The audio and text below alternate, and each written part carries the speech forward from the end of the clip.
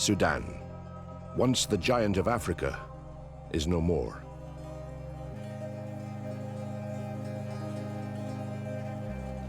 In January 2011, the South voted overwhelmingly to break away. And today, many Northerners fear that this is only the beginning. My country is going. I seriously believe that the South is not the end of it. Some believe that a revolution similar to those across the Arab world is inevitable. السودان هتحصل فيه نقلة اللي هو النظام القاعد، النظام الإسلامي العروبي القاعد ما حيقدر يواصل كثير وحيلفظوا الشعب السوداني برا. But with the economy struggling and shortages increasing daily, others are more concerned just with basic survival. معناه نهاية الحياة بالنسبة للناس، نهاية الحياة طبعاً. And behind the doors of mosques across the country, a battle for souls and ultimately power has begun.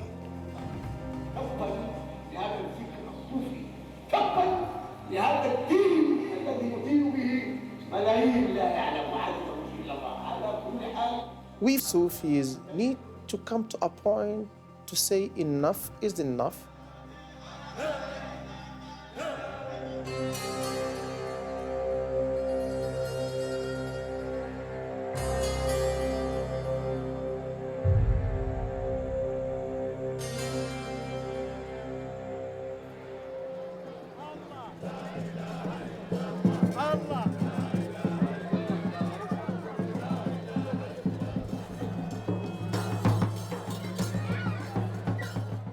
Every Friday afternoon in Omdurman, they gather to celebrate their religion in a way only Sufis can.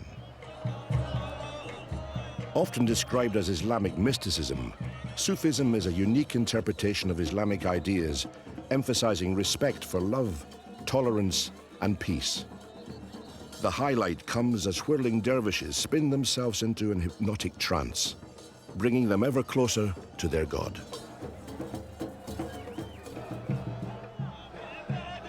Standing in the crowd is a man who left Sudan over 20 years ago for Brooklyn, New York. Saeed Tabidi is facing a momentous decision over whether to move himself and his family back to the land of his birth. I found things are different now than 20 years ago. Everything is different. Some people came on top of everything, and some people, they lost everything. It's a totally different life than it was before.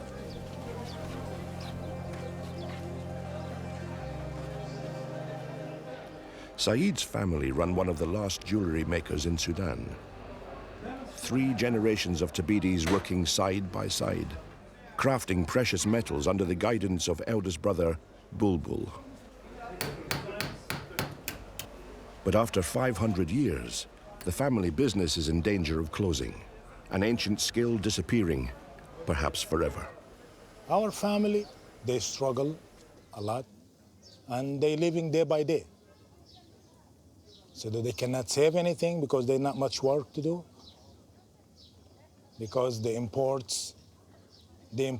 a lot of stuff from China, they import a lot of stuff from other countries, and they mess up the handcraft work in Sudan. Most of the work is come from outside, from the Gulf, from Bahrain, from Singapore, from Kuwait. So all the traditional work that my family used to do, it's stopped. We're almost like not doing anything no more. This market used to be for all workers. They used to be sitting here doing this kind of work. Now they're not doing it anymore. They vanished.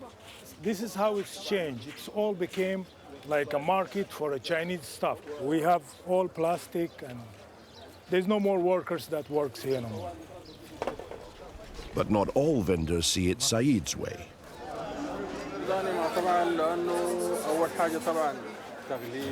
هاي تقليدي مكان تقليدي هاي وحسه دخلت التطور الجديد ده تطور الناس بدأت تغير يعني تغير لكن نفس الديزاين نفس الشكل نفس الهنا لكن بطريقه احدث بطريقه لكن ما كده هسه في صناعات كده بتقوم في البلد بتنتهي في الصناعات بتنتهي اللي هو يعني مثلا كان الحدادين والسمكريه والجماعه السمكريه دي ما بقت موضات مع الجيل الجديد الناس اغلى من التكلفه الصينيه. فانت لما تلقى السوداني مثلا وتلقى الصيني وتلقى السعر بيختلف مختلف او اقل سعرا المواطن ده بتمشي داير الحاجه الرخيصه. حاجه يقدر يجيبه مثلا.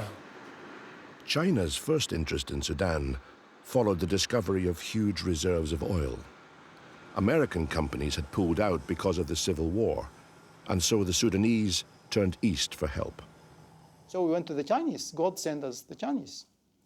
And we went to the Chinese. The Chinese came with their credit and came with the technology, the very technology they acquired from the United States. And they started developing oil in the Sudan.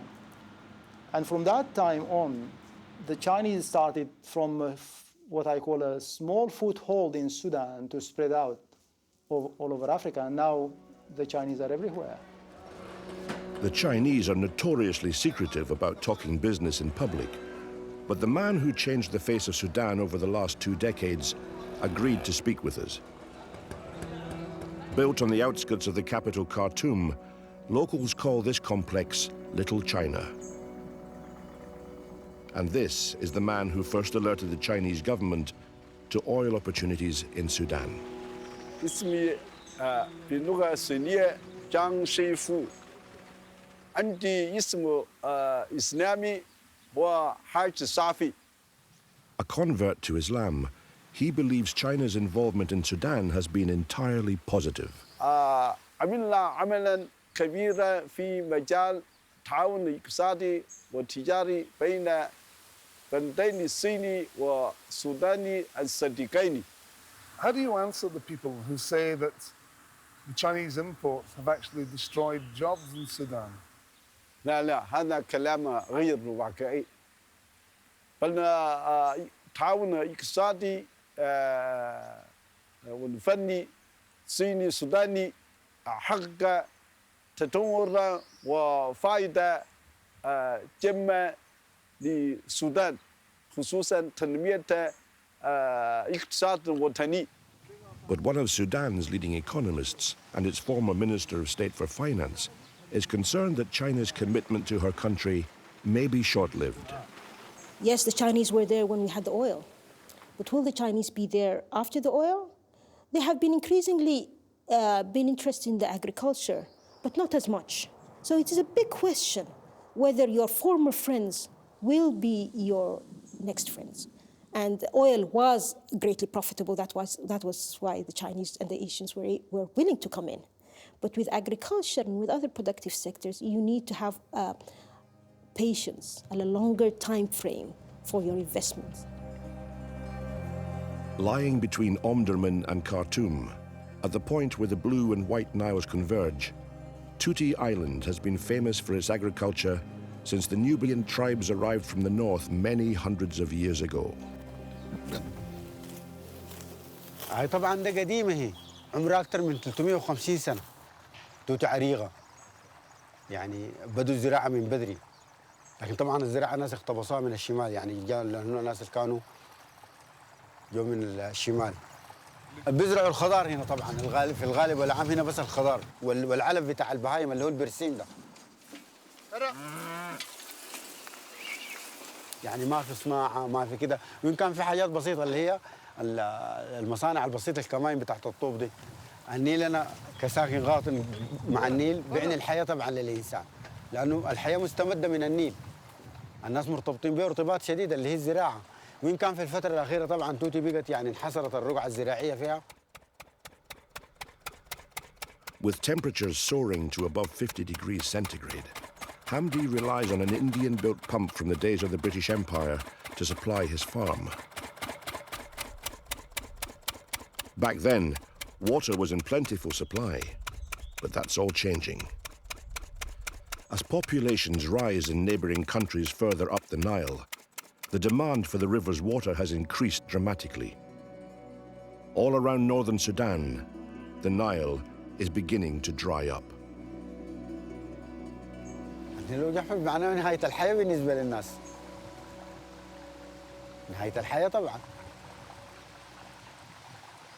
لا يوجد ساكن في ضفاف النيل طبعا بعين النهاية. طب حيستمدوا الحياة من وين؟ حيشربوا من وين؟ حيزرعوا من وين؟ حياكلوا من وين؟ أنا في عمري ما شفت كلام زي ده. Negotiations are taking place between neighboring countries, and with the population of the Nile Basin expected to double to over 300 million people over the next 25 years, Khartoum's chief negotiator says a solution is urgent. And I think this will be on the increase. Each year, you will see much of this sand and these islands. And this is why it is very important for the all Nile Basin countries to cooperate. But the last agreement was back in 1959, when Egypt and Sudan claimed most of the water. In the new negotiations, it's unlikely that countries upriver, such as the new South Sudan, will allow a repetition. Negotiations has started on this issue between the North and the South 6 or 7 months ago. And basically, the idea is that to conclude an agreement between the North and the South to enable each of the two countries, North Sudan and South Sudan, to use the water resources. The need to conclude that agreement urgently soon became apparent. Can I stop you a second? It seems we're stuck. That's indicative of the problem, surely.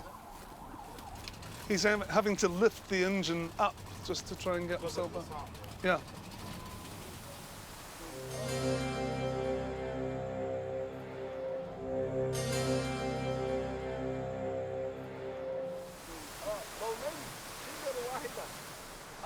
مياه في النيل كثير وكما هناك في مياه جوفية يمكن حفر الآبار ما في أي خطورة.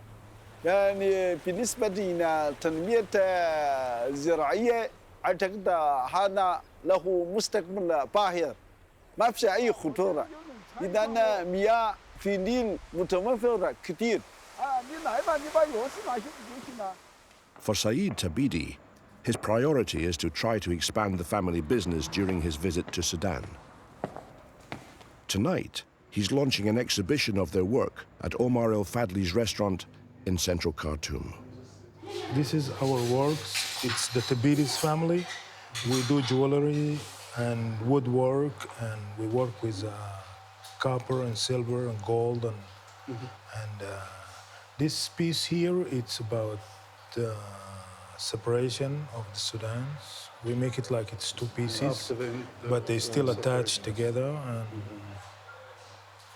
after the separation. It's a very, it has a sad... It's a sad thing. Psychologically, when you get part of your body removed, your body cannot, take that fact. And some people feel that they still have that limb, although it's not there. But it's not just psychological. It's about economics too. When the country was won, the natural resources, especially the massive oil reserves, kept the economy running. But most of those reserves are in the south. It is true that oil, or 85% of it, does exist in the south. The remaining really is barely enough for our, use. What's unfortunate is that during the time that we have those resources, we have not invested in other projects to replace them or to replace the income from them. We find ourselves after 15, 20 years, we have nothing because of the separation. The current pipeline runs northwards from the oil fields towards Port Sudan on the Red Sea. But plans are being laid in the south to build a pipeline running through Kenya to the coast. The implications of this for the northern economy will be severe. The country's debt is standing at $36 billion, with 80% of that in arrears. So unless you resolve your debt problem, you will not be eligible for new financing. The debt issue was not resolved when the oil was available because the government did not have an immediate need for it. Many of the loans and investments came from China. The big question is how long the Chinese will continue that relationship with the inevitable decline in oil revenues. نحن الصينيين حضروا إلى السودان والتعليم بنعلم للشعب السوداني هذا كويس. Isn't it a big worry that the south has now gone and most of the oil was there? هذا طبعا شيء سياسي. أنا عادة لا أتدخل في شؤون داخلية سياسية. أنا رجل أعمال أهتم بالشغل بس. Government ministers claim that the north itself has potentially lucrative reserves of oil and gas, and that the discovery of gold deposits in recent years could make up the shortfall in revenue from its loss of southern oil. وسيوجه إلى الداخل ستكون هناك شكل من أشكال المعاناة، لكن لا أتصور أنها يمكن أن تهز الاقتصاد السوداني. الشمال فيه يعني فيه بترول كذلك، فيه غاز حقيقي، حقول حقيقية مكتشفة للغاز. السودان الآن بدأ في تصدير الذهب بمقدار 70 طن سنويا من الذهب. The government is talking about gold replacing oil revenues, but our gold exports so far are about $1 billion for 2010. Projections are that they will rise definitely, but they cannot definitely not replace the oil revenues, which account for 90% of our exports. So there will be dire adjustment needed by the government.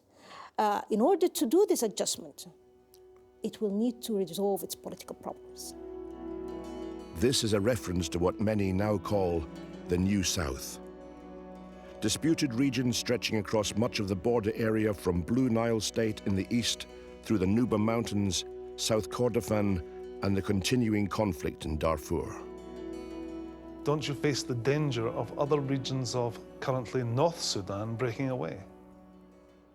Well, that could be entertained in political arguing and wrangling between the different political forces. I don't think the separatist forces in other parts of the country are as strong as they are or they were in the south. So I'm not really worried about that. In Darfur, where President Bashir is charged by the International Criminal Court of Crimes Against Humanity, both the North and South are accused of supplying weapons to militias, fueling a proxy war which could spiral out of control. If they start war by proxy, if we can call it so, then they are inviting for not neighborly relationship, but violent or aggressive relationship.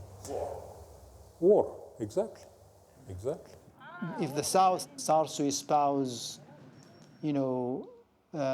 kind of ideology that encourages other regions in the North to secede, that, of course, would ignite a war between the North and the South. The words of Joseph Lagu, former rebel leader and now advisor to Southern President Salva Kiir, will cause concern in northern circles. It will be wrong for those who claim to be the power base in the North to think that they have got rid of the South and now they will have free hand. They will not have free hand, because those others will rise as well.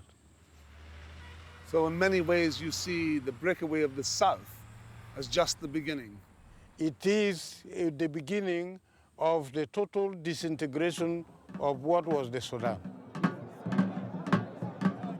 The ideological struggle between North and South runs deep, and the greatest danger is that standoffs and shared threats amongst the political elite could lead to conflict on the ground.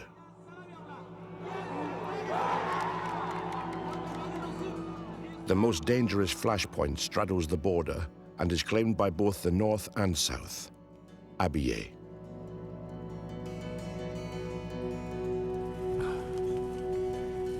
The Miseria nomads from the dry region to the north of Abyei have for hundreds of years traveled through lands occupied by the southern Dinka Nok tribe to take their cattle to pasture. In recent times, the Dinka Nok have been refusing to allow them to cross the border, but heavily armed Miseria militias are determined to uphold what they say is their rite of passage. نحن المسيرية متواجدين في هذه المنطقة ليس من دعاة الحرب أو الفتن أو دعاة أي عمل عنصري. لكن لنا حق ولنا قضية، ونحن موجودين هنا وحاملين هذا السلاح من أجل أنفسنا وثروتنا الحيوانية. But the Dinka Nok, who wish to join the new South Sudan, are equally determined to stand their ground. Whether Masira like it or not, we are South. We Dinka Nok, we are South. We are not Northerns, and we are not Masira. Anyone in Abyei for the North? No. All of us, we need to be part of South Sudan. Those involved in mediating between the two groups believe the tribes are being manipulated by rival governments. The Miss area being supported by the government in Khartoum, and the Dinka is being supported by the government in Juba, and two of them are proxies for Khartoum and Juba, and that is what made the problem more difficult.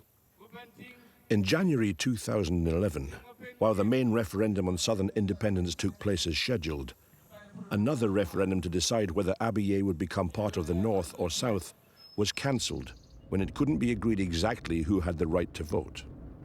When the American mediator made a proposal that everybody who lives in the area for 185 days, we accepted that proposal, and the SPLM rejected that proposal, and that was the reason why we didn't have a referendum on the 9th of January. The SPLM, governing party in the south, claims that the north supplies arms to the Miseria, something Khartoum has difficulty answering. Does your government or military supply arms to the Miseria, and has it ever done? No, we don't have such policy. Have you ever, to your knowledge, have you ever supplied arms to the Miseria? We have supplied arms to all tribal groups who were affiliated with the army as Popular Defense Forces. Including the Miseria? Well, of course. I mean, they were not directed against a particular group in the population. Accused of not doing enough to protect the Dinka Nok population from Miseria attacks in the past, the United Nations increased its presence in Abyei. So from all our planning, we are in a good position now to address the challenge of Abyei if maybe militias attempt to cause maybe casualties on the people. But the UN were in no position, nor had the mandate to take on a national army. In May 2011, following an attack by southern troops on one of its convoys, Khartoum sent its full military might to occupy Abyei, causing the local Dinka Nok population to flee across the border to the south. Short-term solutions such as foreign peacekeeping forces simply postponed what many fear will be inevitable conflict. For the Dinka Nok and the Miseria, this is their land for which they are willing to die. It is very unfortunate. No one have an answer to it. And many people say this is the Kashmir of Sudan.